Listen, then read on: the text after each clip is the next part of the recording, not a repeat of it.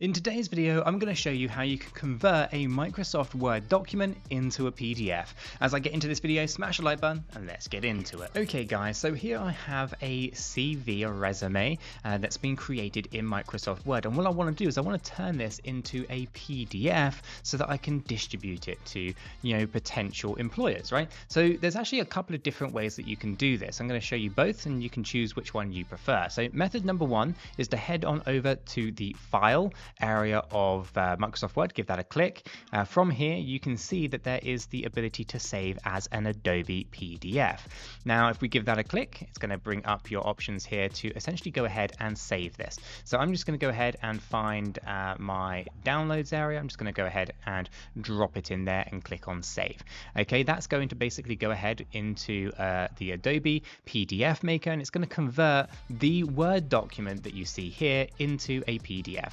Okay, now it's going to open it up on my desktop here, and I'm just going to go ahead and snap this in. So now you can see that it has been created as a Word document, as a PDF, right? That's the first method. This works great if you, of course, have your kind of Adobe suite installed, you have Adobe PDF and things like that. Sometimes you don't, and sometimes actually it's not the best way to go.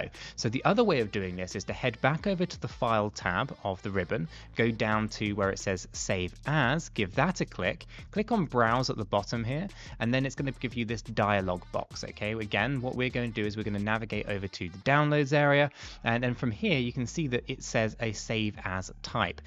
From the drop down menu here, you can go down to where it says PDF, give that a click, and now of course it's going to save it as a PDF.